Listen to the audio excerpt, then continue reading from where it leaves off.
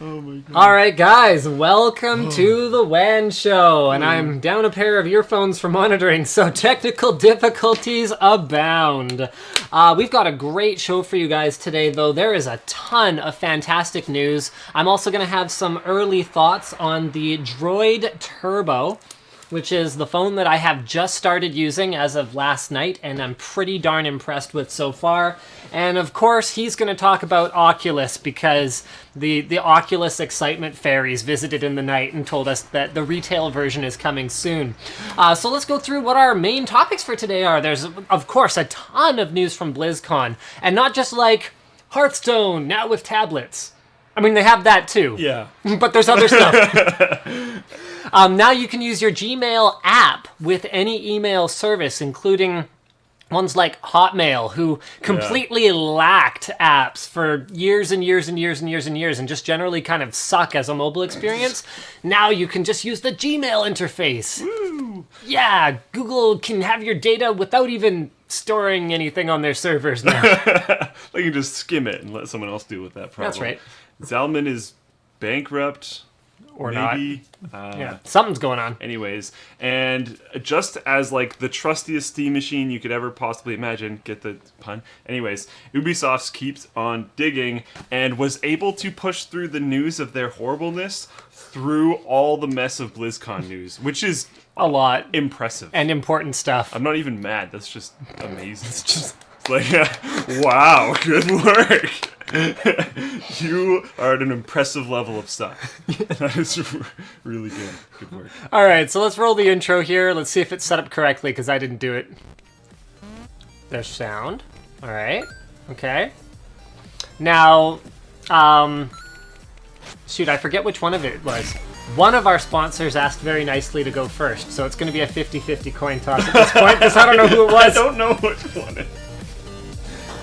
All right, so our sponsors today are lynda.com. Visit lynda.com/WAN show so that we get credit for referring you to lynda.com, which I guess benefits us somehow. Woo! Woo! Also, dollarshaveclub.com. Shave time and shave money. You know, we should just do both of the sponsors at the same time from now on. So it should just be like LyndaClubShave.com. Yeah, shave your knowledge and expand your beard. Yeah. Wait, what? No, opposite of that. I can't take credit. That was Nick's idea. Oh. Wrong way around. Apparently I got them wrong, but that's okay, because I'm not going to Expand your concern knowledge myself. and shave your beard. No, expand your beard, shave your knowledge. We'll do No. them both the same. Is that a Movember thing? Yeah, Expand your beard, shave yeah, your knowledge? Movember and like Expand knowledge. your beard, shave your wallet. That's November, because you have to donate to the Movember cause, and you have to expand your beard. And you have more to donate to the Movember cause because Dollar Shave Club saves you money on razors. There you go. All right, so let's get into our first topic today, which is going to be that Blizzard should just stop making games, because their cinematic trailers for things, the Warlords of Draenor one, the one for Overwatch that just came out today, that I was like spellbound by. Okay, so I love animated movies. Me too. I loved The Incredibles. That's one of my favorite movies of all time. I loved Megamind. Like, that action animated movies turns me on. Seriously. So that trailer today, oh man, I'm glad I was alone in the room, because I would have knocked something over with the... Yeah, so freaking awesome. It's really good. And they didn't pull that whole BS Square Enix thing where there's like a 16-minute long cinematic trailer of like some really impressively spiky-haired dude with like an impressively huge sword that's also a gun and a laser beam or something, like twirling around with it or whatever. We didn't get any of that, or like you know, dramatic silence, broody thing, and then no gameplay. Because they know we're not going to like it. No, instead, we actually got a gameplay trailer. Do you want to talk about the gameplay trailer for Overwatch? Yeah, so the one thing I really liked about the gameplay trailer for Overwatch, just to completely reiterate what you just said, was that they showed every single character. This is why I love having you as a sidekick. You just say exactly what you just said. They showed every single character, which I really appreciated. And they showed what I think was the complete moveset. As far as I could tell, I had to watch it like twice, and I was referencing a sheet that shows like their two main moves and their ultimate. Yeah. But if you looked really closely, it looks like they actually show all of their moves, including their ultimate. Now, the assassin dude with the dual pistols, pretty much every single time they showed him on screen, they showed his ultimate, which was kind of funny, but... I was trying to figure out the first time I watched it, I was like, why does he just get to instant kill everyone around him all the time? Right. I was like, this doesn't seem fair at all. I figured out later on, it's his ultimate thing. They should just call that class the douchebag. Yeah. Well, he's a stealth character, so it's kind of... I know how kind of- games work. No, I mean the douchebag comment. He's a Oh. stealth character, so it kind of works. Well, yes, I At guess least so. how I see them when I play games. Anyways, it looked really good. What a lot of people are pointing out is that while it's like the first new IP in forever, that's largely because it's Titan. They just removed everything except for the PvP portion, and then they were like, "Yay, whole game." That's a like large amount of speculation. I don't know if that's actually true. But Right. that's what a lot of people are saying, and it makes sense. And I don't know if I'm against it because this looks really cool as its own game, and I'm hoping that by being its own game, they can expand on it a little bit more instead of having it a canned experience within a larger thing. And even talking to people that are really into WoW, since they kind of abandoned the whole Titan idea and brought some of those MMO guys back to the WoW experience, WoW has gotten a lot better because of that, so it kind of makes sense. I'm pretty stoked for Overwatch, actually. I signed up for the beta already. It looks fun. And I like games that are just kind of just fun. Yeah, it Instead of does. being It just super hardcore it just all the looks time. like they're gonna have to still work hard to balance it. I'm if sure you're they gonna will. if you're gonna compete with something like Team Fortress, that's Yeah. fun and really well balanced for hardcores, as long as you don't go over the top with some of the stupid stuff that goes on. Yeah. If they can achieve both of those things, and Blizzard is one of the companies where I kind of look at it and I go, well, who actually has the pedigree to go head-to-head with Valve as one of the only two competitors in an entire genre? Yeah, I could see them doing it. Balance has never, in my They're opinion... really good at it. They're really good at it in some realms. Some ways. I don't personally think they've done very well with World of Warcraft arenas, which is part of the reason why they were actually pushed out of, I can't remember what very large gaming tournament. I can't believe the MLG, was it? They were pushed out of some huge gaming tournament because they were just like, your thing is horribly unbalanced and this is just ridiculous. So yeah, but that's part of the reason why I said I'm totally okay with it being its own canned experience. Right. Because I don't want the other stuff to mess with it, and if it doesn't mess with it, then they might be able to work on things like balance much more effectively. Looks like a lot of fun, though. So you can sign up for the beta, which is coming in 2015 at playoverwatch.com. I'm glad that they're taking their time to polish it. Yep. They're not even doing... I mean, it looks pretty playable right now, but that means that You never really know. So from they're gameplay trailers, but probably not working on artwork assets so much anymore. They're probably fine-tuning the actual gameplay and maps and the actual experience of playing the game. So I'm really excited to see it. I want to play with it. I like that it's 6v6. yeah, I think that's pretty cool. It's just pushing it that much more, and if they try to make it competitive 6v6, then I mean there's a lot more room for dynamic gameplay, especially as you throw in all these different classes. Yeah, there's a ton. I don't know the exact number, but there's a really large amount. Yeah, so And they're pushing the whole, it's a character instead of it being a class, but it's a class. oh, whatever. Yeah, it's a class. There's the sniper and there's the engineer and there's the tank guy and yeah. But the engineer has a beard now. Not surprising. Yeah. Anyways, moving Okay. on. Should we just do all the Blizzard news right now? Yeah, sure. So yeah, just one last thing. We finally got an FPS from Blizzard. We've been waiting for it since Ghost. Yay! I still wish we got Ghost. And back to the Starcraft universe. Now you can do your thing. Okay, so so Legacy of the Void will be a standalone game, which is interesting, and I personally think actually a really good idea, because it'll make the barrier of entry into StarCraft a lot easier. Because buying a new game and then having to buy The 2 new expansions. all these expansions for it, like the just 90 sucks. the $90 or $100 battle chest that inevitably comes out. Yeah. That's just really frustrating. So I'm really cool with the fact that they made it a standalone game. They're doing a few cool things as well. I'm not really going to focus tons on like you get to pilot this ancient ship and the single player and all And that there was crap. like a lot of lore around it, and it's like really cool. Certain things happened. If you like single player StarCraft campaigns, go play it. I do, but I don't think a ton of people care, so oh well. They're introducing a few new modes. One that looks really interesting is Archon mode, a new co-op and PvP mode where you work with your teammate to control a single base and a single army.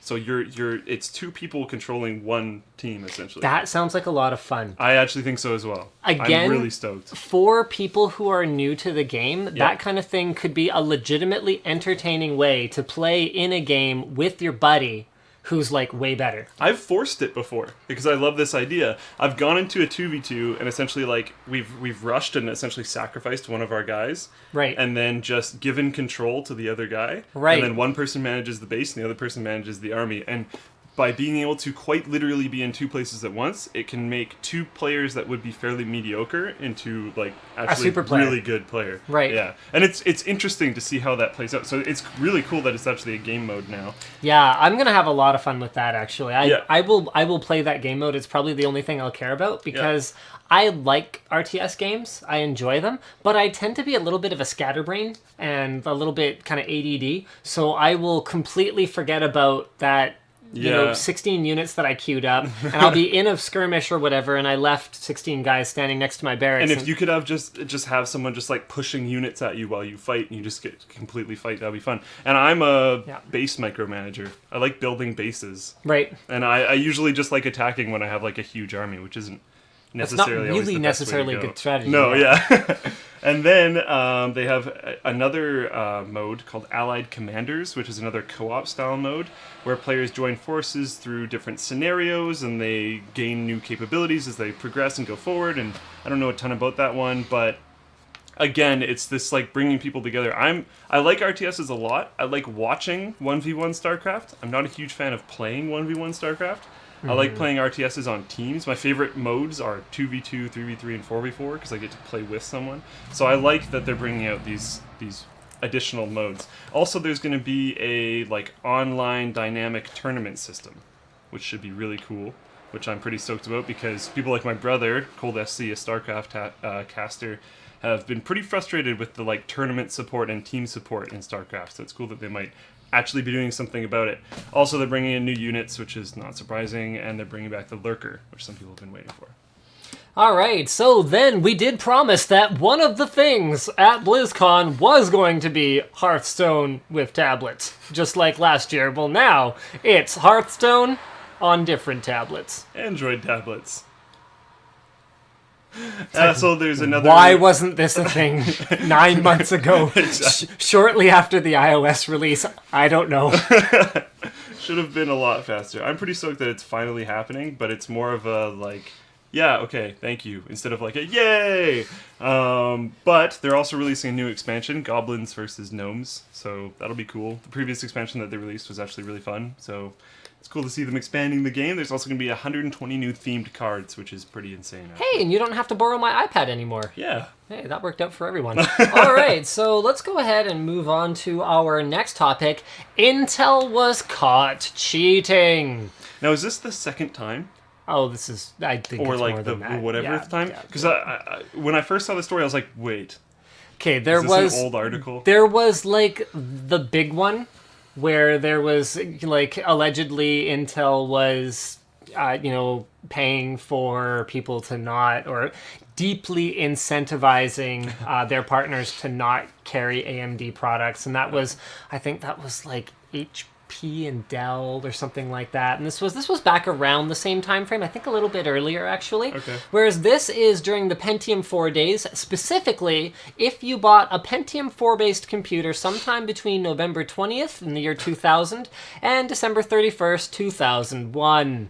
So just over a year of time, you bought a P4, you get a $15 cash payout for Intel. Not allegedly. It's confirmed now. They were caught. So for Intel misrepresenting the performance of the Pentium 4 relative to the AMD Athlon Thunderbird. So if you want your $15, there's no receipt necessary. And Intel will also be paying $4 million to educational charities, which is pretty cool. They have to pay. They're not also paid. Yeah, they're not like, thank you for the unfavorable court ruling. Just to Here's $4 million. No, it's something. They have to do that. Yeah, so it's one of those things where I think a lot of people will kind of look at this and go, big bad Intel, you're bad dudes. And you know what? That was not a cool thing to do. No. I think that based on our engagement with Intel over the last couple of years, they treat this kind of stuff really seriously internally now, especially after the big lawsuit, the one where they had to pay AMD, I can't remember how much it was. I want to say it was in the neighborhood of hundreds of millions or $1 billion or something like that. Yeah, it was a big deal. So ever since... I vaguely remember that. Ever since that whole thing came to light, they are so careful when they talk to us about, look, say whatever you want, do this, do that, they criticize us publicly if that's what it comes to. Just be fair, and we'll sponsor you, we'll have that relationship with you, but we can't affect anything you do or say. I'm like, okay, that's good. That's how it's supposed to work. So yeah, they're always pretty careful. No. $15 payouts. My computer from high school wasn't fast enough, so I want my $15 now. My lunch money. The only winners from something like this, because the amount of effort that it takes to make the $15, you could probably go fill out online surveys and the make only $15. Winners are people that are lawyers. Yeah, well, lawyers, and then people that are 14 and then are like, Dad, can I say that you bought a computer at this time? Dad's like, sure, whatever, and then that kid gets $15 and then buys a cheap game on Steam. Yay! Yeah, so the lawyers are the big winners, but that's about it. And an educational charity. Yeah, and a charity. Speaking of being a big winner, Sony reports a $1.25 billion loss. Did I say winner? Because I meant loser. Over the last quarter. $1.25 billion US dollars, spearheaded. So, oh wow, we haven't been posting original posters. Oh jeez. Oh no. So Intel caught cheating was Stizzy, and the original article was from Gizmodo.com. And this one was posted by Good Bytes, and the original article is from neowin.net. Not done. The Hearthstone on tablets post was by Johners, and the Overwatch post was by Gruffalo. I need this adapter. As long as this isn't the one that I marked dead and should just throw away because it doesn't work. No, this is the good one. So what I normally do is if it's dead, I cut it in half and then I just throw it away. So people don't take it out of the garbage. Yeah, I actually had a problem with people fishing the stuff that I had thrown away out of the garbage. I think an Ethernet cable made the rounds 4 times. It's like, but I'm just trying to network things. I want them to just work. Okay, so Linus's screen sharing is evidently not a thing right now. Windows P. So, no, Linus is not screen sharing today. Okay, so from NeoWin, Sony reports $1.25 billion in losses led by Right, mostly due to their mobile division, which is a real shame because I don't know about necessarily the rest of their lineup, but the Xperia Z2 is a really solid phone, and it doesn't get the amount of attention that I really think it deserves. I mean, they were one of the first ones to glom onto that idea that, oh, wow, we should make the battery bigger. I mean, it's got a 3200 milliamp hour battery, which is significantly more than most of its competition. And they were the first ones to pioneer that whole waterproof thing. Remember how much our brains exploded at CES? Awesome. Yeah. When they had, the dunk tank with the phone? Yeah, that was actually pretty cool. If they had a stock Android skin instead of their Sony skin, I probably would have bought a Z3 by now because I'm up for an upgrade. So I would have upgraded through my phone plan to a Z3. So their movie division had an operating loss of $10 million, which in the grand scheme of things is actually not that bad. They could have sold a couple more tickets to something, and it's kind of a, you kind of look at that and you go, okay, well maybe it'll be better next quarter. And Hollywood accounting and all that kind of stuff. Yep, and so, revenues increased in total 7%, although I personally, as much as investors might care about this kind of thing, like Wall Street kind of cares about this, I kind of look at it and I go, so what, you sold more but you lost more money? How is that a business strategy? That's not a good sign. That just means you slashed your prices to liquidate, and then you, from on a very sort of micro level, obviously they're doing it on a much larger scale. Yeah. Slashing things and liquidating. And then their music division posted slight profits, and PlayStation 4 maintained healthy sales, although I really have to wonder, with the way AAA gaming is going, Is PlayStation 4 a worthy competitor to the Wii U right now? Oh, Wii U's smashing it so far, and like Get it? with Smashing it? that was actually the point. Yeah, sorry. Yeah, boom. Fist smash. Smash stick. Anyways, they're doing really well, and with Smash around the corner, and with what is it, Squidroo, or I can't remember the name of the game. Splatoon. There we go. With that around the corner, getting really good reviews. The Wii U has just been doing incredibly well lately. And like something that I thought was amazing, which I tweeted out not that long ago, was a whole bunch of Xbox and PlayStation, like that style of next-gen console fanboys, ragging on Wii U before Xbox One and PS4 had been released. Right. And like, you think it's cool that you can run like 1080p 60 FPS? That's pathetic. Yeah. I get a kick out of how many console fanboys still think that they're getting 4K at some point. No, you aren't. No, dude, no. I don't know. I think it still will. Because no matter how much I can go, like, yeah, the best setup is a Wii U and a PC, or if you just have like little kids, maybe just a Wii U or something. Because I'm a huge fan of Wii U and I'm a huge fan of PC gaming. It's in this weird situation where, like, kind of like with World of Warcraft in a lot of ways, you want to play a game that all your friends are playing. Yeah. That's one of the big reasons why World of Warcraft exploded. Yeah. Is because if people wanted to play a game with a lot of their friends, it just catalyzed so quickly because so many people started playing it, just blew up. And that happens with consoles as well. I remember being in high school, Yep. I wanted to play games with my friends. Every single friend that I had was playing on consoles. And then there's like me with my computer. I'm like, yay. Okay. Hey guys, do you want to get together and play some games? Where do I plug in my mouse and keyboard? They're like, what? Eventually I was able to like move everyone over onto my team, but yeah, there was a lot of console playing. I had an Xbox, I played Halo 2 online. It was actually fantastic because Halo 2 was an amazing game. really? So you didn't like catch the leprosy or something? Console leprosy? After Halo 2 I ditched hard. I bought Halo 3 and I was like, wow, this game's terrible. And then I stopped. But yeah, by that point I had moved a lot of my friends to PC gaming anyways, so it just kind of worked out. But like, I get it. I understand why so many people are into it. I think it's actually...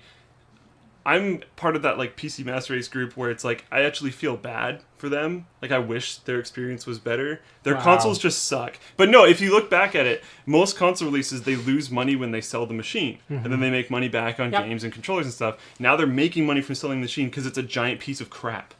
Like, well, I wish they large. had... Well, it's a small piece of crap. It's a very slim-lined piece of crap. It doesn't smell bad. It could. So it could, yes. Its smell is not static. Anyways, yeah, I wish they had a better experience. They just don't.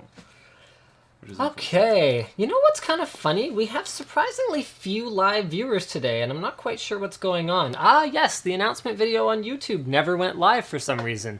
It's sitting right here.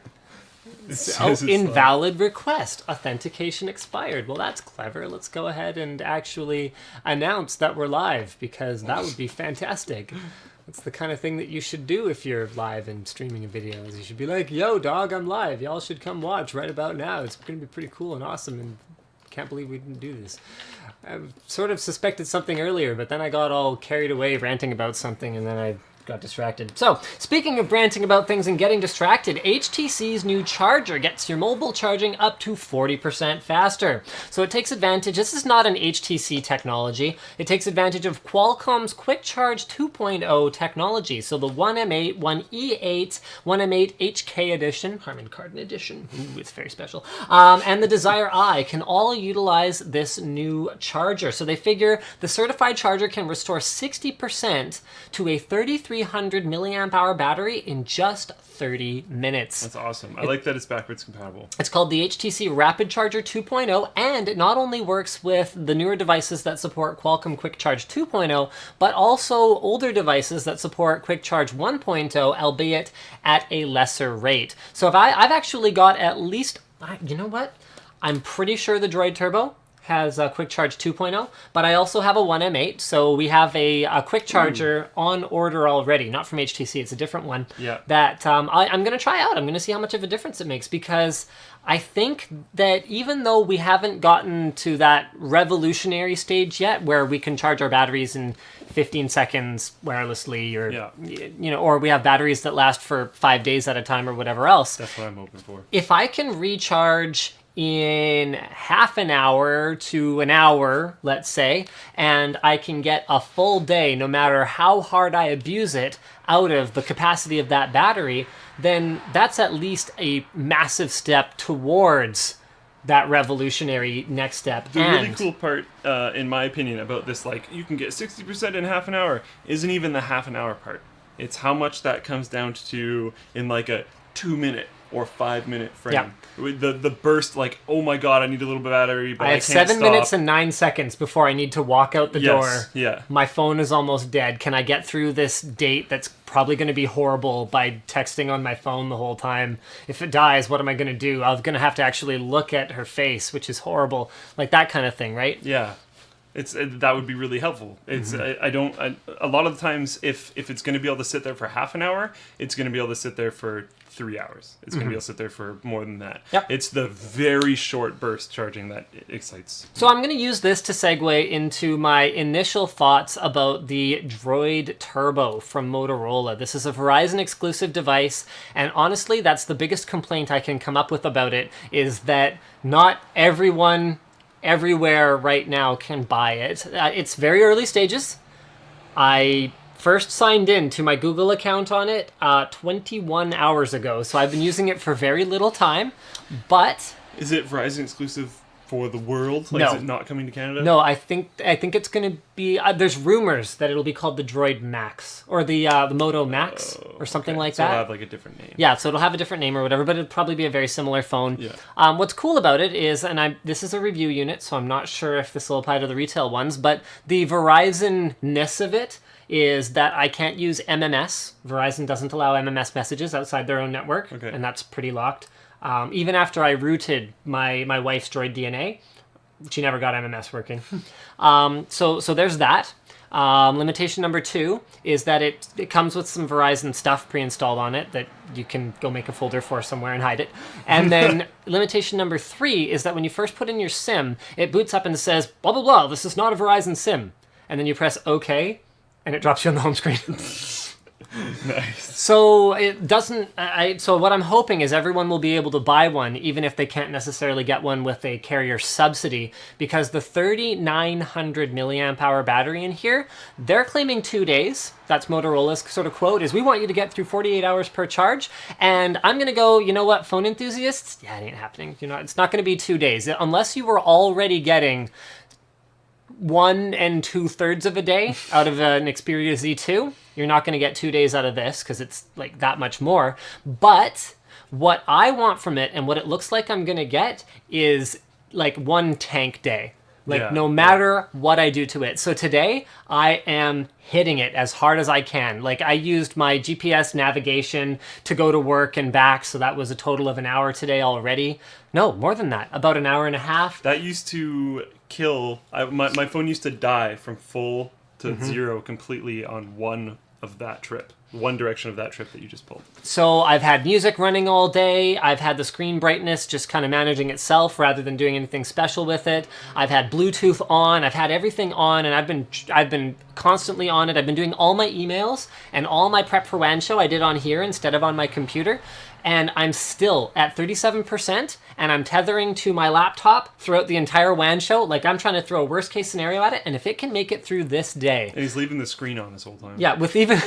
like, I'm hurting it. Destroying it. If it can make it through this day with 5% left, with all my apps and all my services running in the background, including the Moto 360 connectedness, I'm going to be really impressed, and this is going to be my new daily driver for sure. Yeah. So there you go. That's my initial thoughts. Full review to come, though, of course. People are asking about full room water cooling.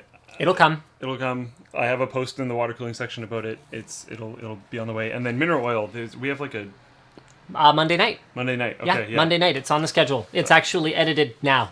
So, Perfect. There you go. Yeah, I thought we had a date. I wasn't sure, so I didn't want to say it. Yeah. So yeah, Monday night, mineral oil is coming. Tell you what, tomorrow is the Sennheiser Momentum in-ear earphones, tomorrow night.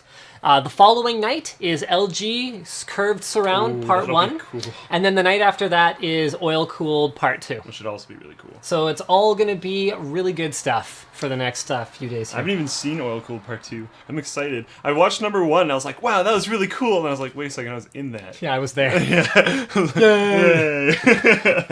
Yeah, Burkle got it down to 13 minutes. Nice. Yeah, so it's like pretty... 3 hours of footage or something? It's pretty compact. Yeah, it's going to be good.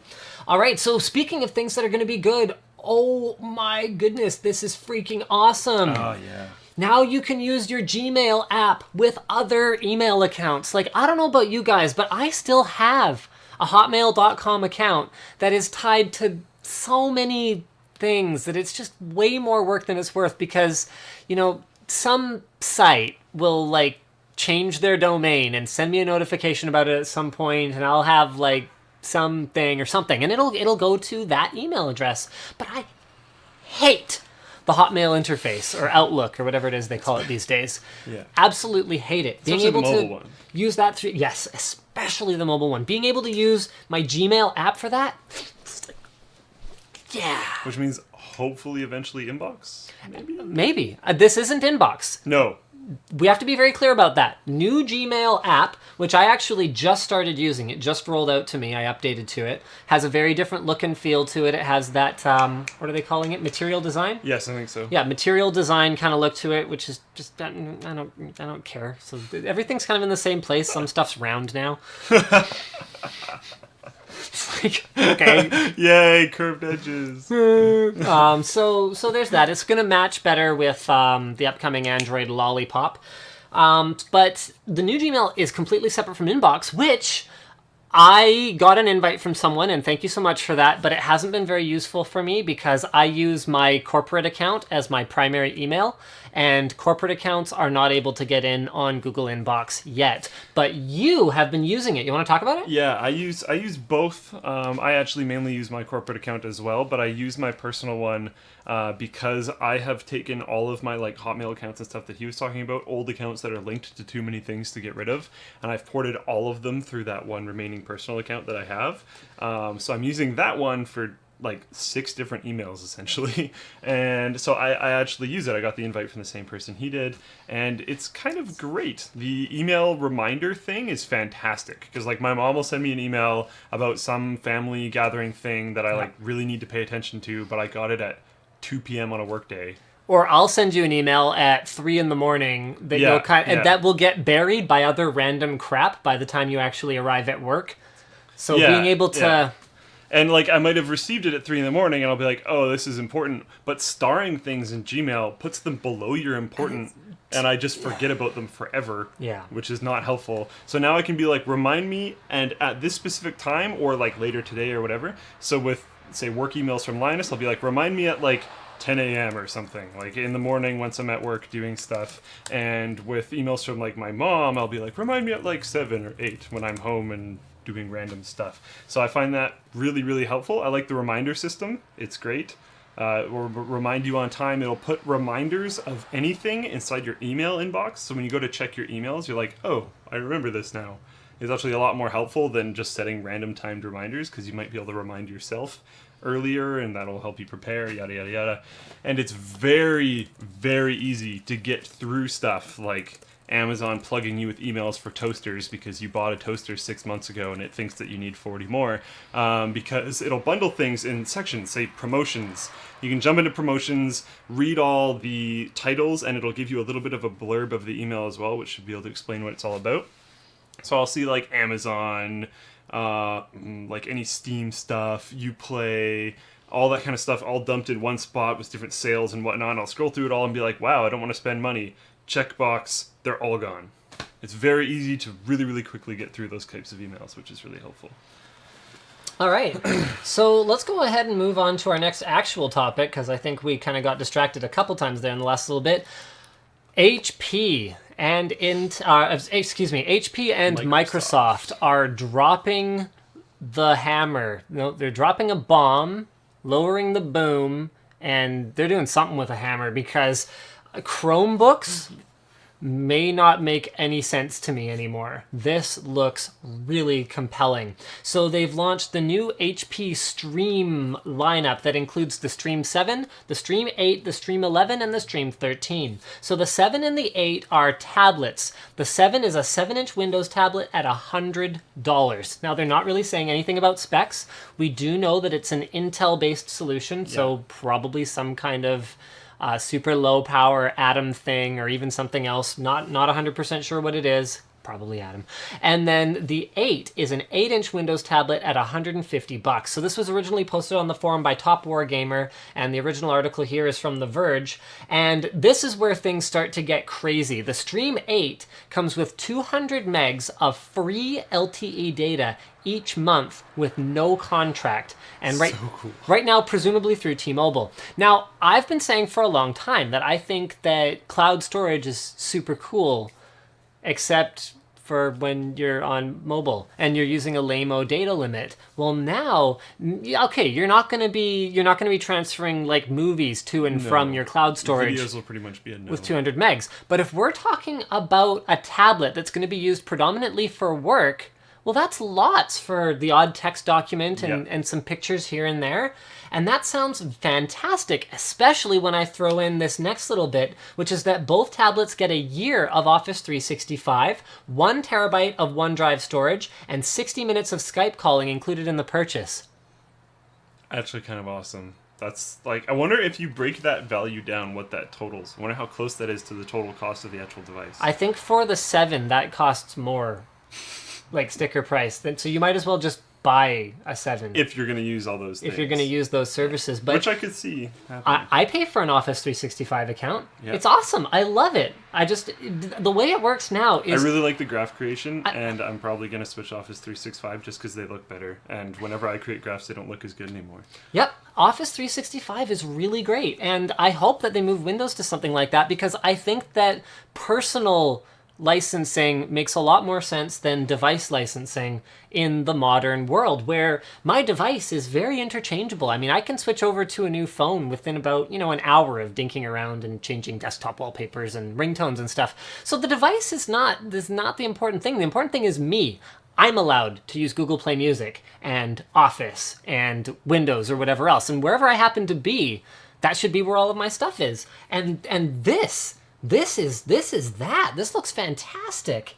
Now, then things get even more interesting, because you could kind of look at it and you go, okay, well, Linus, a 7 and an 8-inch low-spec tablet is not exactly a competitor for a Chromebook, because Chromebooks are books.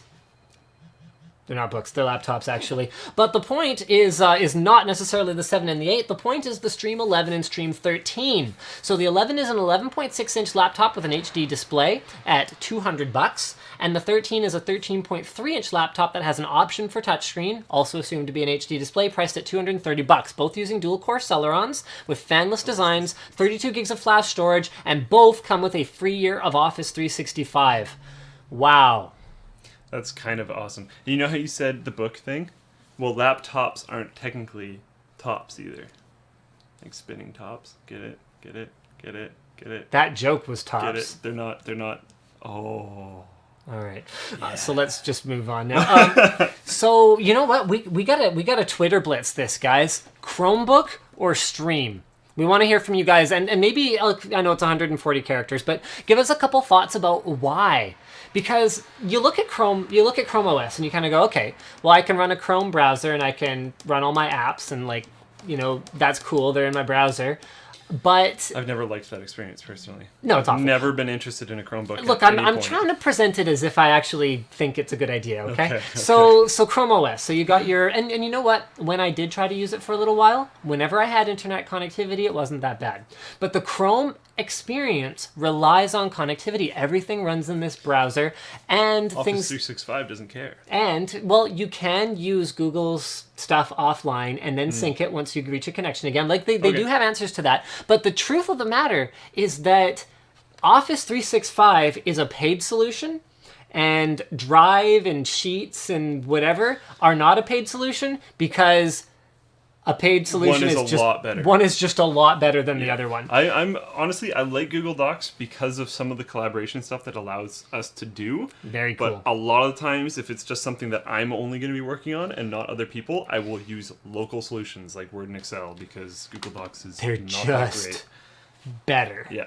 In a lot of ways. I'm gonna bring my love for Notepad++ up here for a second. But if you have it open in 2 locations and you make revisions in one location and save it, when you go over to the other location, it won't just be broken. When you try to even just click on the window, it'll be like, oh, this has been saved and remade on another machine. Would you like to reload the file? You just say yes, and it's whoop. So like, there's even better There's like the collaboration for local stuff is not even that bad. Right. If you have multiple computers, and like I'll work on something at home and I'll work on something at work, and if I'm working on it at home and then just leave and then save it also at work and come back and just like, oh, reload. Yep. And the thing, and that kind of collaboration, so like personal self collaboration almost is great for that. But the other kind of collaboration, person-to-person collaboration, especially where I'm editing something that someone else produced and I want to leave comments, and I want to keep I want to have like a really nicely organized change history. It's much better for me to use something like Office. It just works better. Google Docs has a pretty good change history and stuff, but it's okay. I also like it's not Offices as well laid out. Yeah, I like Offices more. Yeah. Okay, so, let's go to the Twitter Blitz. I want to hear from you guys. Also gotta do our sponsors at some point. What's wrong with the Outlook interface? You know what? I have to confess I haven't used it that recently, but if I were to do a review of it today, I'm sure I could find at least a dozen things that are just brain dead about it. So I mainly just don't like the app. Honestly, the online version, the web the browser, web version has some pretty annoying crap about it. Yeah, but it's not nearly as bad as Hotmail was. And it's a lot better than it used to be. Yeah. Okay, Alex says, I am all for the HP and Microsoft solution as I can't go without my desktop apps and move to a browser. You know what? Great point. We didn't even bring that up. It's a full Windows OS, so you can actually install things on the laptops. You only have 32 gigs, but you can have stuff on it. And you're not expecting to play games, so most of your apps won't even be that big, and you can probably fit it on. Well, a big problem that I had with Chrome OS was things like codec compatibility, and I don't know if they've addressed that recently, but back when I looked at Acer's Chromebook, I was like, okay, so I can watch like these videos and not these other ones. And if you can just install like VLC, Windows Media Player Classic, and CCCP, you're just good forever. And 32 gigs is not going to be a problem. That's still lots of storage for just those little things that make your life a little bit easier, you know? Fix stuff, yeah. Okay. Max says stream because it would make a great cheap portable Linux device. Great point. Was never interested in Chrome or Chrome OS from Agent 47. This might be intriguing for all the extra stuff you get. Office 365 is actually good. Sure, why not? Let's experiment live and find out what this actually is. Okay. Yeah, you know what? Let's make that the official one. So let's go ahead and let's just post that here. I hope that I'm already logged in because otherwise this is going to take me a second. Sorry, guys. Oh, I typoed. I suck. I'm a bad person. Oh, no, I got it. I typoed, but it logged in anyway, so apparently Twitch just doesn't care. All right. Close ad. Stop ad. Please, just let me send a message in the chat. Whoops. All right, let's pretend that didn't happen. All right, that's official now, so let's go ahead and let's go back to Twitter here. Oh, my God. Tony says stream because there are no applications for Chrome OS. No isn't fair, but it is very limited. You're very right. Yeah. Definitely the Stream 13 because I want Windows instead of Chrome OS, better compatibility. Spam Jazz. Oh, this is interesting. Our school supplied all the kids with Chromebooks. They don't run plugins and players, so they're sort of a waste. I would rather have something running Windows than not, says Jack. I've used Chromebooks and been very unhappy with them. MSI. Okay. I now want a laptop, and it's going to be a Stream one with a touchscreen. Really interesting. I don't think we have ever... Oh, no, there we go. I was about to say, I don't think we've ever had the entire audience as unanimous about something as this. But BCD says... Oh, I think he might have misunderstood. Two of the devices are laptops with keyboards. Yeah. And they're still... That's a good point. Yeah. Because especially if you're in a production thing, like if you're doing work and you need to use Excel or Word, not using a real keyboard is going to be really frustrating. This is a great point from Austin. Stream, because I don't think it's fair to say it's stupid and pointless, but... Pointless. But Windows can do everything that Chrome OS can and more. So if you're getting a low-cost device where you're not saddled with that extra $100 burden of the Windows license, then yeah, why not have Windows? Because you can put a Chrome browser on Windows. Yeah, you could still install Chrome and you could still install Chrome apps. So yeah, yay, best of both worlds. Hooray. Chromebooks, as far as I can tell, I mean, I'd love to review one of these laptops just so that I can get a feel for the build quality and everything. Yeah. Because if they're decent, I don't understand why Chromebooks get to exist in the world anymore at all. I never liked them in the first place, so now that there's something that just stomps them and actually looks interesting, like this is actually intriguing. I wouldn't have been able to do it for the schooling I did, but if you're taking like business or something like that, this makes a ton of sense, especially considering how cheap it is. You could almost use it as like a throwaway every single time your Office 365 subscription died and just get a new one.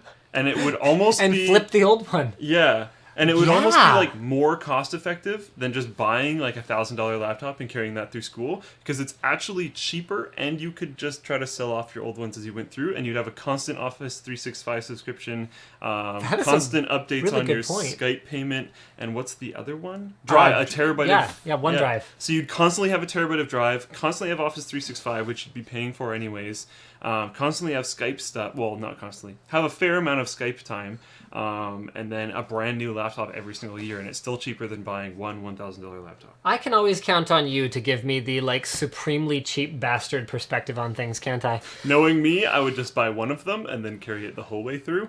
But if you wanted to, you could do that as well. Speaking of being a supremely cheap bastard, let's move into our sponsor segments here. So we're not going to do the same thing that we did for Dollar Shave Club last time around, where we used a no-name razor and I pretended to bleed all over the place. That stuff tasted awful. But what we will do is tell you guys about the benefits of Dollar Shave Club. So you can get high-quality bathroom supplies, razors, shave butter, which is different from shave cream, and actually not made of butter. That would be disgusting. Can you imagine? That would be really gross. Smearing butter all over your face. It's like, yeah, shave your face with butter so you can break out all over the place. Yeah. And then shave off your zits, because that's effective. No. Shave butter is just this. It's just this clear stuff that they have that kind of smells nice, and you put it on your face to shave. And it's nice because it's clear, so you can kind of see what you're doing and all that stuff. They've also got their One Wipe Charlies, peppermint scented butt wipes for men. But the real big one is, of course, the razors. So you sign up, you pay a fraction of what you would pay if you were to go to the store and buy razors. You don't actually have to leave your house to look good enough to leave your house, which is great. I love that part. You do, don't you? It's amazing. You should be ashamed of yourself. I've been working on a secret project, so I've got a little bit of stuff going on. So visit dollarshaveclub.com/Linus to learn more and join the club. It's available in Canada, the US, and Australia. And maybe if you guys who aren't in those places clamor loud enough, because I've personally received a ton of requests for Dollar Shave Club to expand outside of those territories. I'm sitting here, I'm going, I do sponsorship spots for them. He doesn't run the company. Yeah, I'm not the CEO. So you guys got to contact them. Let them know that you're interested. And people in Twitch chat keep on, and this happens every week, but people in Twitch chat are saying that, like, oh, he doesn't need razors. He obviously doesn't shave. You still have to shave if you have a beard. Like, if I didn't, it would be like down here and disgusting and like all over my face. Yeah, disgusting. More disgusting. Yeah, even worse. I haven't shaved in a while because it's November, but yeah. I haven't shaved since the beginning of November either. Really? No, I haven't. I was like, that looks better than when we were at the Highlander thing. Yeah. All right, so, and then with the money that you save by joining Dollar Shave Club, you can go learn something. So go to lynda.com/WAN show for a free 7-day trial of their service, where basically what happens is once every night at exactly the exact time that they require. You log into your PC and you do the course that they tell you to do, and you learn whatever it is that they dictate. No, I'm just kidding. It's actually the opposite of that. So the idea is that memberships are extremely reasonably priced, and you learn whatever you want at your own pace. They've got stuff that's more geared towards hobbyists. They've got stuff that's geared towards even potentially getting a job, like starting up a new career, whether it's photography or video editing or programming. And I get so much positive feedback from our viewers and our subscribers who are using lynda.com and are like, holy crap, Linus, I can't believe I never heard of this. They teach things so much better than you because they have actual industry experts that do their videos. It's not how people usually say it, but that's kind of what I don't teach those things. That's what I read into it. Oh. But the point is, they're adding new courses all the time. It's reasonably priced, and if you don't like it, there's a risk-free 7-day trial. All you have to do is sign up for the trial, and then if you hate it, then don't use it anymore. And if you like it, then use it whatever you want and learn whatever you want, because it's a pretty darn cool service that can legitimately turn into job skills that you actually use every day. Like last night. 3 people here use their Lynda skills. All right? So that's pretty much it for our sponsor spots for the day. Let's go ahead and move into our next topic, shall we? PayPal! I was like, Apple Pay. It's like, didn't we talk about last week about how PayPal hasn't really done anything? Yeah, and like they've tried to do stuff, but I mean, like, why did the incumbents sit around and wait for Apple to unify everything? And like, where are the innovations? This is an innovation. This I'm really excited about. PayPal has officially launched their pay after delivery service, which, don't think of it as like, oh, you know, free stuff that I don't have to pay for, or like, still definitely have to pay for it. Yeah, you still definitely have to pay for it, but the point is trust. So it allows users to pay for their goods up to 14 days after they choose to make a purchase. So if you buy from someone, I'd love to say someone like Amazon, unfortunately they don't take PayPal. Not at all. But if you buy from someone else online, then basically it arrives, you kind of go like, yes, this appears to be an actual mobile communication device. Okay, it's all good. So the money doesn't come out of your account until you're satisfied that you've actually received the device that you did. How cool is that? That's freaking awesome. And that's just the tip of the iceberg. So they actually partnered with Burger King, and this I love. Yeah, oh God. So you can order your food ahead of time. So this doesn't have to be like 14 days after the fact. This could be like 20 minutes. Be like, yo, dog, I'm gonna stop by the Burger King, have my order ready, and the payment drops out of your account. Like it's like pre-authorized and prepaid, and you just go pick up your food. Fast food just got faster. America. America. I'm in North America, so I consider myself part of America when I make fun of... probably won't come to us. No, probably not. Just like we're not getting Apple Pay or Google Wallet or this or anything cool.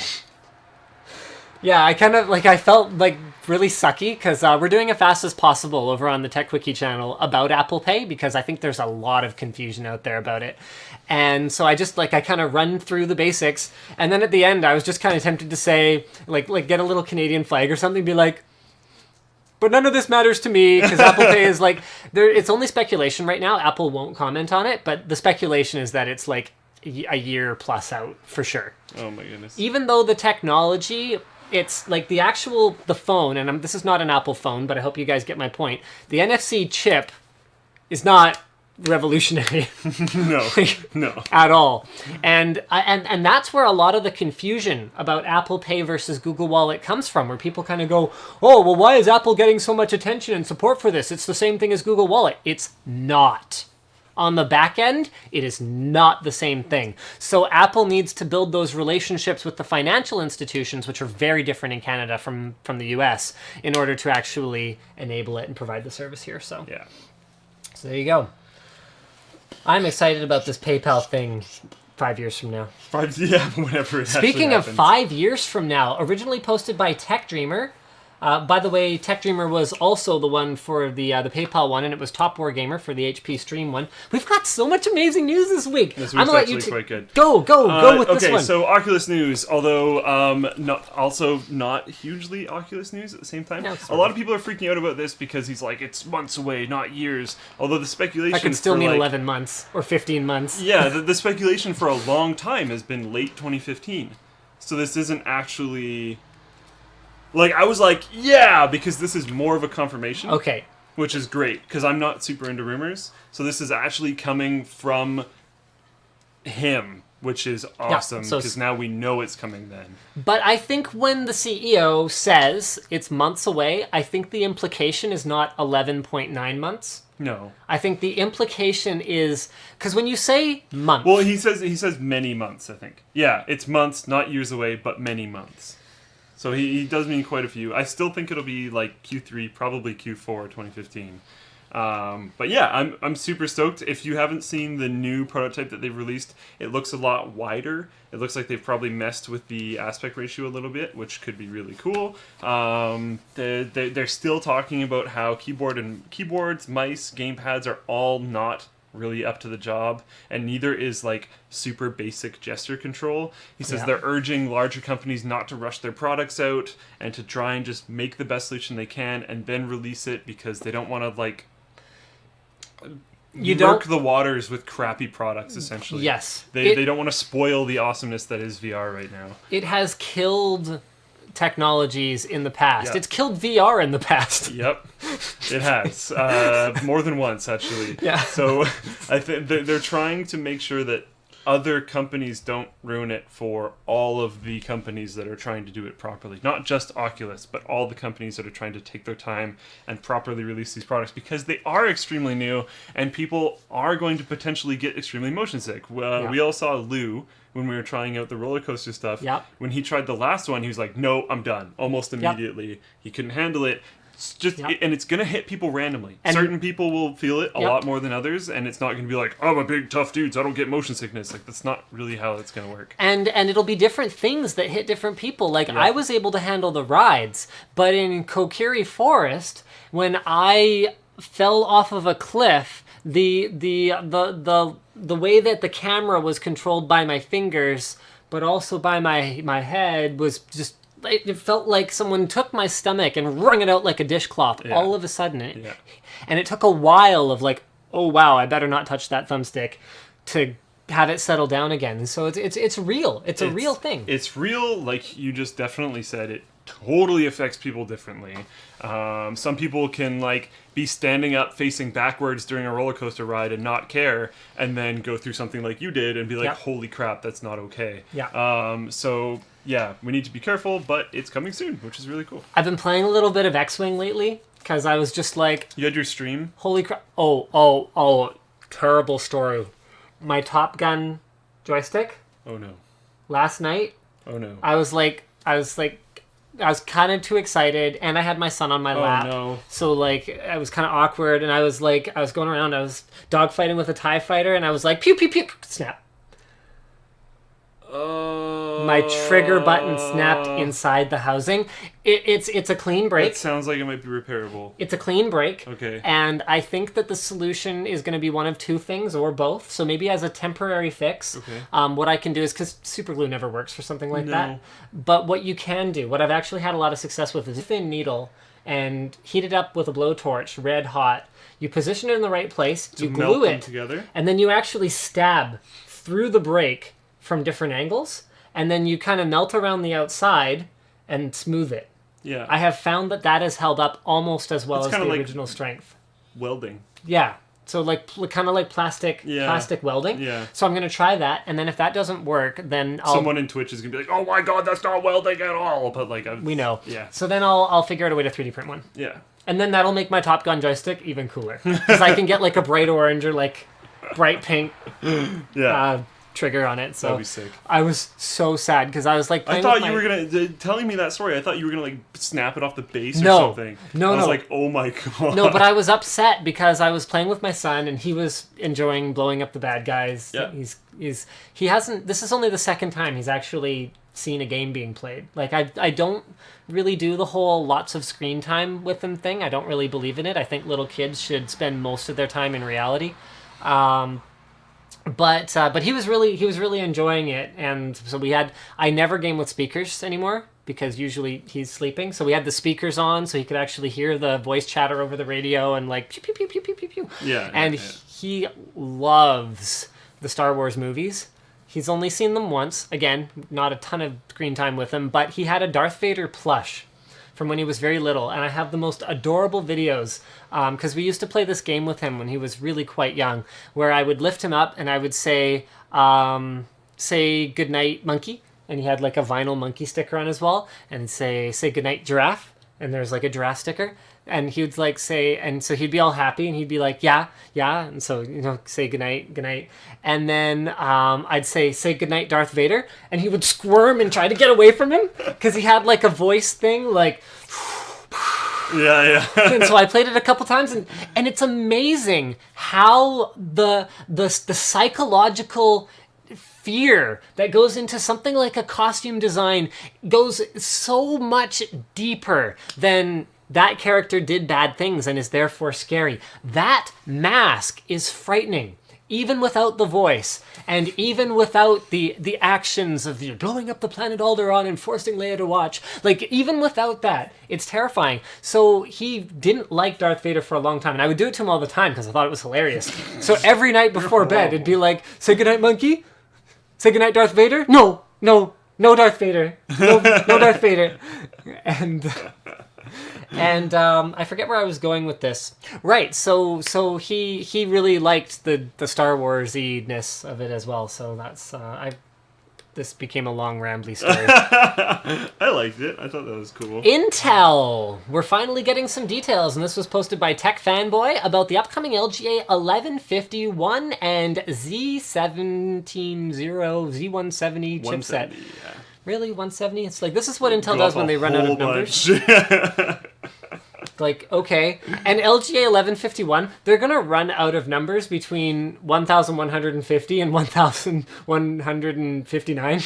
I was pretty tired when I read this, and I saw 1151, and all I could think of was, like, they should have had this giant, ridiculous press conference, and then just been, like, slowly put the letters on screen, like, L, G, A, and then 11, and, like, and have it, like, fairly rhythmically, and the 1150, and then, like, a huge delay. 1. And then, like, fireworks. Like, crazy pyrotechnics. Like, drop the bass. Yeah. Dubstep pyrotechnics, like, oh my god, it's a 1. That's all I could think of. So now that should have been done. Now there's officially no pattern. Intel is officially as good at naming things as Microsoft. Because we've got 1156, 1155, 1150, and 1151. So we were going backwards, and then a lot backwards, and then a little bit forward.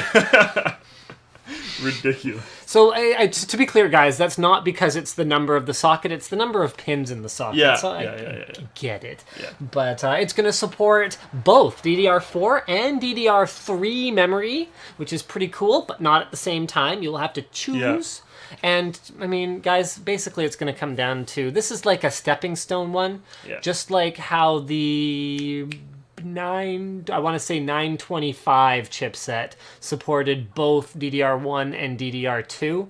That's what we're looking at again. There's not going to be a big performance difference between them. It's going to be buy whatever's cheaper at the time that you're buying whatever it is you're buying.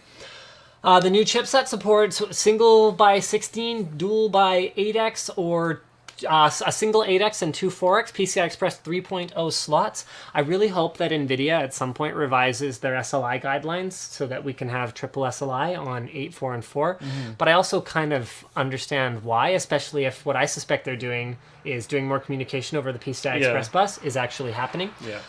Supports 2 memory channels with 2 modules each. 6 SATA 3, 6 gigabit per second ports, and 20 lanes for PCIe total. Will support a maximum of 3 SATA Express X2 ports and either 4 M.2 or 2 SATA Express. Actually not 100% sure if those are completely transcribed correctly, but the original article is from kitguru.net, so you guys can check it out over there. And the boards will support up to 14 USB ports, 10 of which can be Intel USB 3.0 ports, but as of now, USB 3.1 is unsupported. Dun, dun, dun. So that's the new 10 gigabit per second USB. I would, not super interested, but it's In cool. USB 3.1? No, in largely because it doesn't have that. Yeah, that and these are going to be for Broadwell processors, which are, we have another article. Yeah. I'm going to scroll down to it. But upcoming Broadwell is rumored to be 3% faster than Haswell clock for clock. So unless Intel has found a way to squeeze higher clock speeds out of their chips for the first time in a lot of generations, we're not going to see like a massive paradigm shifting performance improvement. Nope. So don't throw away your LGA 1150 PC just yet. Yeah, not so much. Dawngate was canceled, and I don't know how many people cared, but you can get your money back. So if you bought into Dawngate, go get your money back. Well, I think that's cool. I think the fact that they're You think it's cool that they canceled it? I think it's cool that they're giving everyone's money back, and I think it's cool that they had the balls to cancel something instead of just bringing it to market, getting a bunch of people to buy it, and then abandoning it. Yeah. I think that this and they're letting it. One thing that's also cool, if we're going to jump on the So cool this train, is EA, to be clear. Yeah. So Dawngate was an EA sort of League of Legends style MOBA. Is that they're letting it continue to operate for 90 days. Yep. So people that did like it can kind of wean themselves off, which is actually kind of cool. So it's been in beta for 18 months. And basically what they had to say was, well, we built a game that wasn't just a clone of existing MOBAs, but that tried to push things forward, and it didn't work. So it's the project's off. It's done. Everyone gets a refund, and we're not going to try and turn this into something that it's not. And I say, good job, EA. Yeah, there's no actual negative news here. Yeah, like how is unless you really liked Dawngate. Yeah, and there's going to be people that really liked Dawngate. Every single time that a game gets closed, there's people that get screwed over, and that really sucks. But at least they don't get screwed out of any money. Yes, they don't get screwed out of any money, and they don't get this abandoned empty experience, which the game probably would have turned into, and then just been depressed and had bad memories. Now they're like, I liked that game, and it sucks that it didn't become a thing. Yeah, that was fun. That was cool. I mean, I think the only thing EA could do to make this even cooler and for them to be like, wow, good guy EA, and we would actually, we would have... If they gave them like some credit or something? No, what I would want them to do, actually, that would be, that would work. They gave them a game some credit in the Origin store. Yeah. Here's $5 off a new game. Go enjoy something else. Hey, we're sorry about this. Yeah. That would be super cool. Another super cool thing would be if they turned the game over to someone else. Turned the game over to the community and went, look, okay. That would be awesome. We're not going to support it anymore, but you know what? If you guys really want to run with this, then go for it. Go with the Netscape thing. Where they're like, we're kind of closing off, but you can have it, and then Firefox jumps on the train and carries it forward, or whatever it is. Whatever would that would actually happening. Be super awesome. Yeah, I don't think they will, but that would be super awesome. Because I think that for even for the open source community to try to develop a game from square one is a bit of an ambitious project. And if they could take this even just as a framework and nuke a lot of it and recreate things, that would be a lot easier. Yeah, that would be a very, very, very cool thing in this world of microtransaction-y, actually massive companies that have this image of good guy Riot, but these are like big companies with a lot of money that it's funny because people kind of go, oh, like Apple, like big company, therefore like bad or whatever, but these gaming companies are also like big super money driven companies, so don't kid yourself. I mean, I think it would be really cool for just a community driven project to come in and challenge something like that. I really don't think it'll happen, but it would be awesome. Then a bunch of money would get involved and some people would rise to the top and they'd make a bunch of money. It would turn into the same thing all over again. I mean, it's just one of those things. Money is what it is. I feel like right now Ubisoft and EA are really close to each other, and Ubisoft is like digging really ferociously and throwing the dirt over into EA's hole and filling it up. The word hole can never escape an awkward I know, pause. I didn't even mean that. But like, EA is not doing horrible things really I know, lately. It's amazing. It's like they care. Like they had that big patch for Battlefield 4. They gave away some free stuff to people using Sims. They aren't pulling their games out of Steam in the UK, with the rumor being that they're going to pull their games out of Steam entirely. I think their they Christmas did. launch games. Did they already? I'm pretty sure this is like it's out of Steam, or at least it's out of Steam in UK and I believe US. I think the outrage for this should have been at the fact that if you bought one of their games on Steam already, it was just giving it to you in Uplay, and it just launched Uplay. I think that's where the rage should have been, because this honestly doesn't really change anything. Yeah, you're right. You're going from not being able to buy it in Steam. I mean, you're going from being able to buy it in Steam, but realistically just having the game on your Uplay account and having to run Uplay and having to launch the game out of Uplay and dealing with all the crap that has, to just not being able to buy it on Steam and having the entire rest of the experience be exactly the same.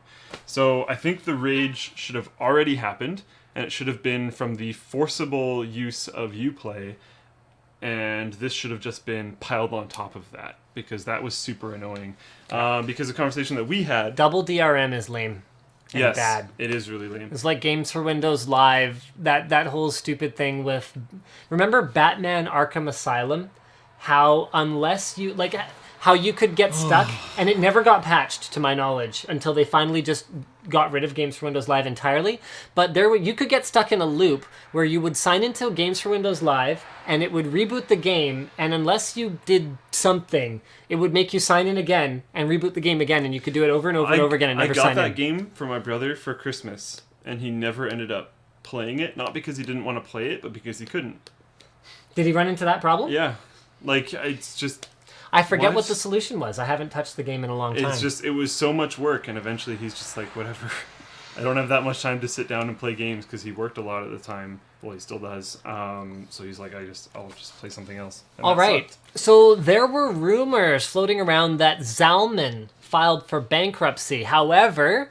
they have sort of spoken up now, and there's going to be some kind of an official statement at some point here. But what they're saying is, well, hold on a second. No, our business is fine. It's the parent company, Monail. I used to know how to pronounce this because NCIX brought in a bunch of cases from them like 4 years ago or something like that, and it was like a super amazing deal or something. Anyway. So it's actually their parent company that allegedly is suspected of taking loans that it could not repay and then fabricating export documents to inflate its perceived value and get approval on large loans. Apparently they're in debt, 2.98 billion US or something like that. An unnamed employee reports that the management team was behind the fabrication. And so yeah, apparently Zalman may still come out of this okay. Remember, just because the parent company is out of money and like bad people doesn't mean that Zalman couldn't be acquired by someone else and then continue doing business the way that they're doing it. So if you're a Zalman fan, just kind of relax for a little bit and let's see what comes of all of this. Very, very possibly still be totally fine. All right, I really wish I could screen share for this next one. Amazon Echo, the like least useful thing that I've talked about today. So my comment was that it's for people that... What is that? My comment is that it's for people that don't have like an old phone that they can put on a speaker dock and leave there forever. And your comment was... Oh, my comment was that it's for people who don't have a phone. At all. So basically, it's like it's Google Now or Siri, except it's a device that sits on your desk and plugs into the wall instead of just being in your pocket all the time. Don't move it around. Like it's not even battery powered. So that's why I was thinking, like, if you had an old phone and a speaker dock, you just create this thing. So the speaker dock is because the built-in speakers on phone are probably crap, and this is probably better than it. Yeah. If you had a speaker dock, you could easily get speakers that are way better than this thing. Okay. And then just use Google Now. So let's go through what it does. It's $200 or $100 if you're on Prime for a limited time, and it's a speaker. So you talk to it, and you say whatever. What's the keyword, like Sirax or something like that, or I thought it was like some chick's Efax, name. Alexa. Alexa. Okay, so you say Alexa to address it. Efax, Alexa. Oh, they're close. So information, music, news, weather, and more instantly, or at least as long as it takes for you to say, Alexa, can you please play some One Direction for me? Because that's not faster than just being like, blah, blah, blah on your phone. It's controlled by your voice for hands-free convenience. Okay. Voice recognition hears you from across the room. So far, we've got 3 bullet points that are all the same thing as far as I can tell. And then it's connected to the cloud, so it's always getting smarter. Now, I do have to say this. I funded, I don't know if you remember this, that stupid robot thing that I funded on Kickstarter. I funded that just because I wanted to get it. And it was going to be like a PSA about how bloody stupid crowdfunding is. By the time I ever get it, that whole message will be dead and gone, just like crowdfunding. Oh, wrecked. It'll be like a retro unboxing. An unboxing of why crowdfunding failed. If they ever even deliver it. It'd be like mini documentary on why crowdfunding. So the reason I think that one's going to fail is because it's supposed to do all this stuff interactively with you, and they're such a small company, they just don't have the resources to do it properly. Amazon might, so the fact that it's going to continue to learn as time goes on might be somewhat useful, but I just don't see it being any more useful than something like Google Now or Siri, which are already going to be connected much, much more tightly with the rest of your digital life and the rest of your smart home and smart car stuff, the way that your phone will. So it's got Wi-Fi and Bluetooth connectivity, so it could be, in theory, connected very well, but probably won't be because this is probably some weird project that's just going to go away. I'll be floored if we ever see an Echo 2. And it's got 7 mics. Well, it depends if they still have Fire phones left. Oh yeah, the joke, the joke going around on the web is that's what they're doing with all the Fire phone hardware, which I find hilarious. Yeah. Because it might be accurate. So it's got 7 beamforming microphones with great noise cancellation, so even if it's playing music, it can still hear you from across the room, which I guess is neat, except that my phone doesn't have to hear me from across the room because I'm already holding it. And my smartwatch, I can also talk to, although I'm not actually a huge fan of the Moto 360 so far. But again, I've only spent a day with it, so lots of time for that to change. Advanced audio design, it has a massive 2.5-inch subwoofer.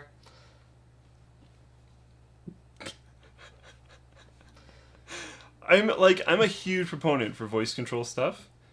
Not that interested. Like I've been toying with this idea for a while where if I like set up a server that had dragon speaking on it, I could have this is going to take me a sec, but this is something I've been playing with for a while. It's right now it's just too expensive to properly do, and it's going to take a lot of Can I jump in before you do it then? Yes. Warto? Will the Echo 2 be called the Echo Echo? Hopefully. And the Echo 3 will be the Echo. Sorry, go ahead. I want to set up an array of little microphones like all around my place, and then have a like little central server that has something like Dragon Speaking hooked up to it, so that it can pick up whatever and just look for keywords. And then if I say like play music, some band, One Direction. I don't have any of that, but sure. Sure you don't. Anyways, it would be able to pick that up and then actually just do that. And I could have like a library of keywords that I set up and program and tell them what to do. That could actually be really cool. The reason why I would like that setup is I could be anywhere. And like this thing, I don't care about their stupid 7 microphones. You're not going to be able to be anywhere in your house and have it work. You'd have to be like within that room.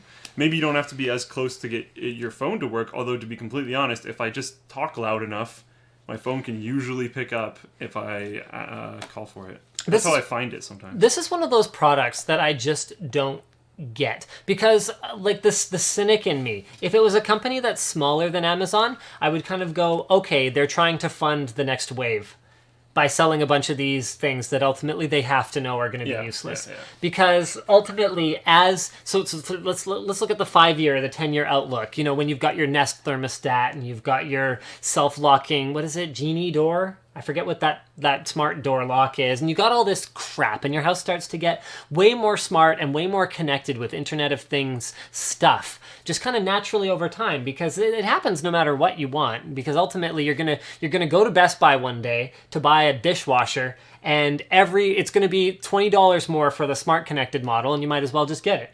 So it just happens over time. Yeah. And so this device will never be useful for that, because as the idea gets bigger and the functionality gets bigger, the idea of something that sits on your desk is going to look even more stupid as every day passes. So I would look at it and I would go, okay, they're just trying to get some money to fund the actual product. But what's Amazon's excuse? Because they could afford to just keep developing this and keep working on it until something's actually ready. Amazon doesn't seem to be doing super well with the hardware stuff. Kindle's great. Okay, I take that back. Maybe their Kindle hubris led them to believe that people wanted something other than a way to read books from them. Yeah. Like, your phone sucks, and this Echo thing is stupid, and you should feel bad. Oh, I've got someone saying, Linus, I work in HVAC. Trust me when I say that Nest thermostats are a PETA. I believe you. Actually, Nest was one of those companies that I kind of went, really? You got acquired by Google for $1 billion? Are you freaking kidding me? They've had, what, like 3 recalls in their history? Maybe it's only 2, but they were like a big deal. Like, I think their smoke detector was recalled because of something. That's like, not good. You that's don't want like your smoke detector to be terrible. Like, awful. Like, the amount of crap that Nest has gotten away with just by being like a Silicon Valley connected Web 2.0 company is just mind-boggling to me. And the idea that you need a smart thermostat is still just kind of baffling to me. I have a smart thermostat. It's called... I program it to maintain the temperature in my house at a certain threshold. And if I'm leaving the house for like the weekend, I turn it off. And then it comes back on automatically because you have a schedule for it. Like, it's not a big deal. And I get that some people might save a lot of power if they keep their house at 28 degrees Celsius or whatever else. It's like, yeah, we have the sauna house, so we only want to heat it when we're actually, running around naked. Or no, not running around naked, lounging naked. Because if we were running, we'd be generating enough heat. Yeah. Maybe one of these days I'll try a Nest, and then I'll tell you guys, holy crap, I was wrong, it's revolutionary. But for now, it feels like one of those things I don't really need. Yeah. It also doesn't help that my house only has 2 wires running to my thermostat, so I'm not even Nest compatible unless I wanted to run wires through my wall, which would involve tearing out my wall. Does not sound like fun. Which is not happening. Let's not do that. All right, what else we got here? That's, I think, most of the really big topics this week, isn't it? Yeah, we have some rapid fire stuff. We have that dude's man cave, which we can't show because we don't have screen sharing working. Futuremark go look at it. Acquired by UL. That's a big deal, actually. So UL are the guys that have a little logo. Not this one. You'll find it on a lot of different... But the charger for this will definitely have a UL logo. Electronic-y stuff. Yeah, so basically they do certification and testing. Really important stuff that they do, really, really good, so that, your iPhone charger doesn't light on fire. That's the kind of stuff they do, and that's why buying cheapo stuff that's not certified by UL can be a little bit risky, because they do a great job. Yeah. And they acquired Futuremark, the makers of PCmark and 3DMark, with the intention of branching into, basically just I guess adding another testing benchmark. Essentially, it's a software benchmark. Yeah. So Futuremark has been developing all kinds of stuff. In the old days, it was just 3D Mark. You tested graphics cards and that was it. And then they were like, oh, well, maybe 3D Mark can, also test physics on your graphics card. Well, hold on a second. Maybe we'll make PC Mark and it'll test your whole PC. And then they've got mobile phone stuff and all this crazy stuff. That's great. Yeah. Having a big company like UL behind Futuremark, turning it into something that really could be more than just this weird IT industry standard. If you could go to Best Buy and the PCs would be sorted by Futuremark score or something like that, that's so much more meaningful. It's not perfect at all, but it's so much more meaningful than megahertz that I see it as a huge step in the right direction. I think it's awesome. Should we wreck Ubisoft for a little bit? Sure, yeah, I'll let you do it. Wait, can I do the gold Apple Watch first? Yes. Okay, so the gold Apple Watch estimated to cost $5,000. This is a rumor. This was posted by Pit5000 on the forum, and it is rumored that it will debut on February 14th. Valentine's Day. Probably not an accident. 5,000... rose gold. Oh, snap. Oh, snap. Get it? Roses?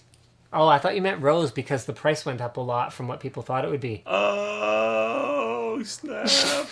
We're awful. We are. Yeah. So, rumored to be $5,000 for gold edition. It's unclear whether they're solid or plated, but let me tell you guys, it's Apple. It's plated. And $500 for the steel version, with the sport version, which was rumored to be sort of just the tip of the iceberg in terms of pricing, that they unveiled being the lowest cost version. It's rumored to be 18 karat gold with sapphire crystal glass and come with a variety of luxurious strap options. It's unclear. Oh, okay, so I just said that. So to all the people kind of running around going, Apple is overpriced and that's totally unreasonable. Shut up. Watches are overpriced. Yeah. And watch pricing is unreasonable. Yeah. For once, it is not Apple setting the precedent here. They are just expanding into a market that is already charging way too much if you look at it from a bill of materials cost perspective. So nothing new, move along. $5,000 for a high-end watch is like nothing to see here, guys. Me personally, I think it's ridiculous. Oh yeah, I'd never buy one. But And there's I would lots of people that do. never buy one.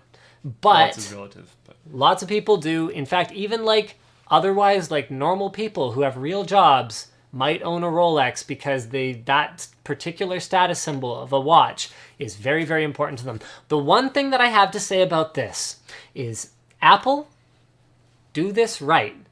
Even if the hardware changes on a very rapid basis, you cannot treat a $5,000 watch the same way that you do something relatively disposable, like even at $1,000, a smartphone. Because if they roll out a new iteration that is dramatically better than the old one every year at $5,000, even people with $5,000 to spend on a watch are going to get pissed. So there. It's true. Tim Cook, I hope you're listening. What? No. One thing that the deal you did with your glasses, so that you got your glasses. What was that deal? Like you had to have a certain pair and not lose them or something. Oh, with my Oakleys. Yeah. So I'm a bit of a cheapskate. I'm also a bit of a scatterbrain. So the deal that my wife actually made with me was you can get nice sunglasses, like the kind with polarized lenses and like shatter resistant lenses that look good and feel good and are like a couple $100 if you get some like cheapo Foster grants at the drugstore and can manage to not lose those for a few months. And so I did, and it was actually an excellent exercise in being very conscious of having a goal to work towards to not lose it. And then I did end up earning my awesome sunglasses that I have now never lost, even though I used to lose glasses all the time. I will not have a super nice watch because, and maybe I'll redo this at some time, but when I was younger, I went to the store and bought a fairly cheap one and lost it within like a week, and then was like, I will never have a super nice watch. I've done that with jewelry as well, and I'm just like, I can't just keep things on my hands. Because it'll be annoying because I'll be doing something, like I'll have to pull something or do whatever, and and it will never come back. And I know that, so I will just not have one. That's fine. Well, I'll tell you what, we'll get you like a baby's first smartwatch. We'll get you a trainer watch before you drop your $5,000 on a gold eye watch. Those little tracking ones that the kids get. From... Yeah, no, it shouldn't tell the time. It's the kind with the little balls in it that you like hold in. I'll be like, look, you can game on your mobile. No one else can game on their watch. I'm like the only person. It's fantastic. I have the highest end watch, actually. Anyways. Okay, want to hate on Ubisoft for a bit? Yeah. Hold on. I have an actual lower third for this. You know what? I'll go find it while you work on this. Yeah, it's fun. So we can't show you, which totally sucks. This topic is posted by... the Futuremark topic was posted by Duck Dodgers. Okay. And then this one, which is about screenshots from Assassin's Creed PS4 version of Unity, blah, blah, blah, blah, blah, is from To Stranger. By the way, one of the reasons why we might have had a little bit of a lower user count was also because there's not only Blizzcon running right now, but also there was an Ubisoft stream showing off Assassin's Creed running right now. Oh. I'm amazed we even have 5,200 viewers. Yeah. Thank you. Yay! Thanks for showing up. I really appreciate it. I do too. I'm not super surprised that you're not watching the Assassin's Creed one, but the BlizzCon one is pretty interesting. Reasons why I'm not super surprised you're not watching the Assassin's Creed one is I tuned in for a little bit and was like, wow, this game looks super old. What? And it's not 1080p on PlayStation 4. Usually from the two consoles, we see PlayStation 4 able to step up to the plate and show off 1080p, but it is not happening. The pixel count confirms a native resolution of 1600 by 900, which is not like... Oh, it has a white background. Dang it. Way to go, Burkle. Okay, well, anyway, that's what our lower third... We should probably take that Caterpillar logo out of there. I was just going to say, brought to you by Caterpillar? Because digging. I know, but... Yeah, but we should pull that out, but that's going to be our keep on digging lower third, and we're going to have a shirt coming soon. was going to say, because it's not actually brought to you by Yeah, Caterpillar. no, it's not. Caterpillar had nothing to do with They it. might get mad about that. Yeah. So leave Caterpillar out of it. But anyway, Ubisoft, go ahead. Yeah. Yeah, so we can't really show you the screenshot right now because this thing isn't working, but it doesn't look good. And, like, I watched their stream, and it doesn't look good. Like, the new COD looks better than it, and I should never be able to say that. Yeah, that's a pretty harsh burn. Yeah, no, but the new COD is New COD looks okay. It does. Facial animations look good. Especially in cinematics. The new cinematics in COD, if you can actually get the voice track to line up with the video, damn it, is actually pretty impressive. And the in-game textures on, like, water bottles when you walk up to them and stuff, it's like, wow, that's not horrible. Because you expect from Call of Duty that it's going to be super bad. And from the stream so far, and from some of the images that we've seen about Assassin's Creed, it looks kind of bad. Like, I don't know. We're going to have to wait and see until we we'll have the have PC to check version. the PC version. Yeah. Mind you, what I will say is that seeing it at the NVIDIA GTX 980 event, that was where I first saw Assassin's Creed Unity footage, was not blown away. No. So I don't know. Kind of not super sure about that. Yeah, kind of not stoked. It doesn't look great. And, like, something that was brought up last week, which was where one of the developers at Ubisoft was saying, like, oh yeah, people play these games that are like pixel platformers and they're okay with it, but then they want 1080p all the time and stuff. And it's like, yeah, it's an art style. This is why Nintendo gets away with it, is they pick a cartoony This is art why style. Blizzard gets away with it. Yeah, exactly. This is why Team Fortress 2 gets away with it. It looks really good because it's a style that is not super hard to run. You picked a very realistic art style. That was your choice, and it has looked good in the past, but it doesn't look good right now, and that's on you. Yeah. That sucks. Like, and it's about expectation management. If you're like, yeah, we're like the next genest gen that ever had 30% more gen than the gen before, and we've got like 10 billion different technologies from NVIDIA and all this kind of then stuff. that's what we expect to see. Whereas if I'm playing retro games and I'm like playing X-Wing, and I have to fix my joystick tonight now that I've been talking about it. Anyway, if I'm playing retro games, well, that's my expectation. I'm not expecting it to look amazing. Yeah. Speaking of things that look amazing, I found your smartwatch. Oh, yes. This has to be it. So add screen region here. Yeah, baby. That. There we go. Right there. Well, that's the back of it. This was a suggestion from one of the folks on...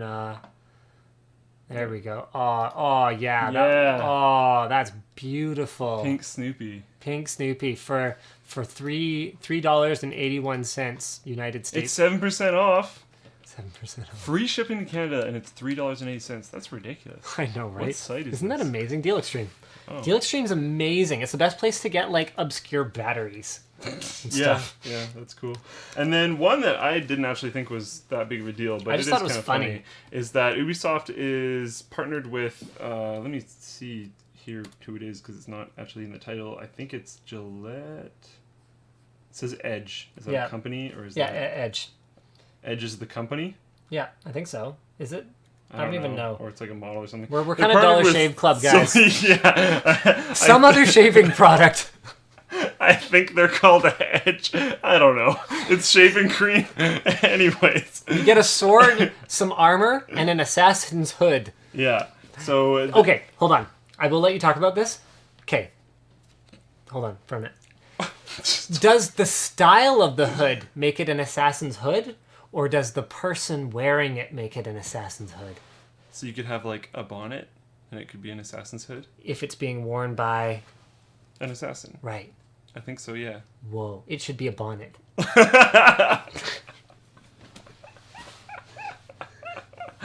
Anyways, I don't think it's that big of a deal. It's just kind of funny. This has happened in the past, so if we didn't bring it up for other companies, we can't really, like, hammer on them too hard. But, like, if there's no other way to get these items, that's kind of poopy. It is nice that they're probably just cosmetic, so it probably doesn't change anything, so I don't really care about that too much. And some people have been like, oh my god, why would they partner with shaving cream that has nothing to do with gaming? And I'm like, yeah, well, your audience is whatever insanely high percentage male, so shaving cream makes sense. Are you generalizing about gamers? Yeah, actually, statistics. Get wrecked. So anyway, on that note, I forget what I was going to talk about, but I think that's pretty much it for the show today. I enjoyed the show. I hope you guys enjoyed it too. And the part of the generalizing about males thing is that yes, please go on. They don't have any main characters that are female, and that's actually maybe that's been brought up as a problem. And maybe it's Ubisoft's fault. What they could have done is if they had at least one out of the 4 main characters as a female, they could have had, like, you get different items for the different assassins, because there's the 4 assassins, right? So they could have had 4 different shaving cream bottles, and you get, like... And, like, Yoko Ono? It's like... Not Yoko, because... Bad singing talent is not something that is required as an assassin. No, but she could be, like, bad at fighting. So you could have, like, the 4 Musketeers and, like, Yoko. That would be what the female gamers want to see. That would be gender equality. I really don't think I really think that would go over very poorly. No. Okay, that's not how it should go. That would make everything worse because it's terrible. Like, not because, like, it had well intentions. It's just, it would make everything worse because it's dumb and bad. That would be all the digging.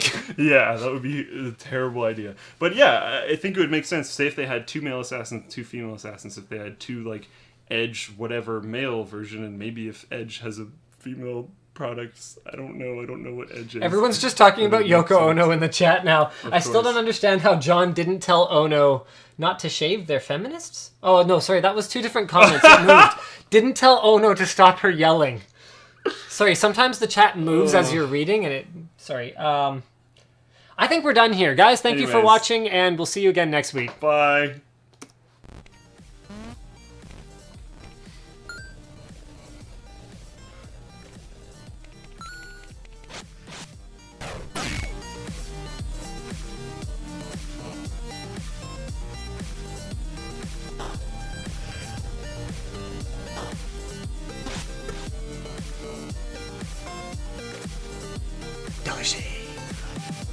Totally not whatever that company that I already forgot about was. Lynda.com. Learning.